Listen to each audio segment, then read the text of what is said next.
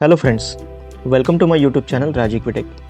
पिछले कुछ वीडियोस में हमने देखा कि कॉपर कैसे इलेक्ट्रिसिटी को पावर देता है, रेयर अर्थ मेटल कैसे टेक्नोलॉजी को कंट्रोल करते हैं और सेमीकंडक्टर्स चिप्स किस तरह से एआई को रन करते हैं।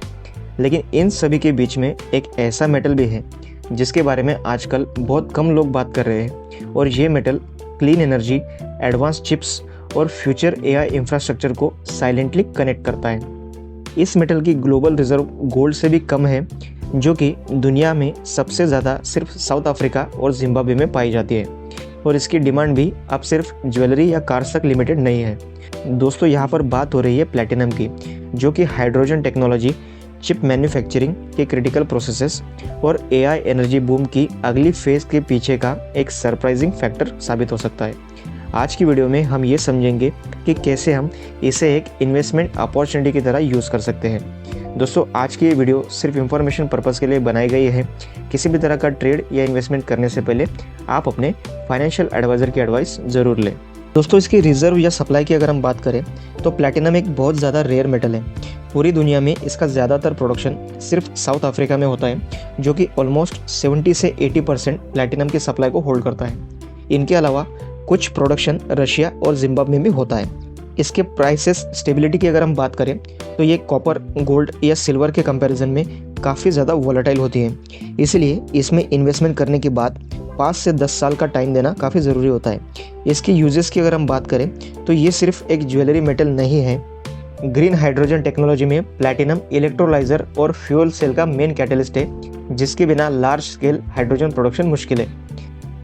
हाइड्रोजन फ्यूल सेल व्हीकल जैसे कि ट्रक, बस या जहाज में इलेक्ट्रिसिटी बनाने के प्रोसेस में प्लैटिनम का काफ़ी ज़्यादा इस्तेमाल होता है। सेमीकंडक्टर और एआई इलेक्ट्रॉनिक्स में high temperature manufacturing, advance sensors और पावर इलेक्ट्रॉनिक्स के लिए प्लैटिनम का यूज़ किया जाता है। मेडिकल और बायोटेक टेक्नोलॉजी में कैंसर ड्रग्स, मेडिकल इम्प्लांट्स और पेस मेकर में भी प्लैटिनम का ही यूज़ किया जाता है। और इसी के साथ एरोस्पेस टेक्नोलॉजी में एक्सट्रीम हीट और प्रेशर सहने वाले कंपोनेंट के लिए भी प्लैटिनम का होना काफ़ी ज़रूरी है। दोस्तों, प्लैटिनम में इन्वेस्टमेंट की अगर हम बात करें तो जैसे कि मैंने पहले भी कहा था कि ये मेटल बाकी प्रीशियस मेटल्स के कंपैरिजन में काफ़ी ज़्यादा वोलेटाइल और कम लिक्विडिटी वाला है। लेकिन फिर भी अगर हमें प्लैटिनम के फ्यूचर यूजेस को ध्यान में रखकर इसमें इन्वेस्टमेंट करनी हो तो हम इंड मनी जैसे ब्रोकर ऐप से प्लैटिनम की माइनिंग करने वाले कंपनीज के स्टॉक्स को बाय या सेल कर सकते हैं, जैसे कि सिबानिये स्टिल वाटर लिमिटेड, जो कि प्लैटिनम का सबसे बड़ा प्रोड्यूसर है। इसके बाद वोल्टेरा प्लैटिनम लिमिटेड, जो कि सेकेंड लार्जेस्ट प्लैटिनम प्रोड्यूसर है, और इम्पाला प्लैटिनम होल्डिंग लिमिटेड जैसे कंपनीज के स्टॉक्स को हम बाय कर सकते हैं। प्लैटिनम में इन्वेस्टमेंट करने वाले ग्लोबल फंड्स या ETFs की अगर हम बात करें तो इसमें सबसे अच्छा ऑप्शन है ABRDN physical platinum share ETF, जिसका कोड है PPLT, जो कि अमेरिका में न्यूयॉर्क स्टॉक एक्सचेंज पर ट्रेड किया जाता है और जिसे हम इंड मनी की ऐप से बाय या सेल कर सकते हैं। ये हमारे इन्वेस्टेड पैसों से डायरेक्टली फिजिकल प्लैटिनम बाय करते हैं और अपने पास होल्ड करते हैं।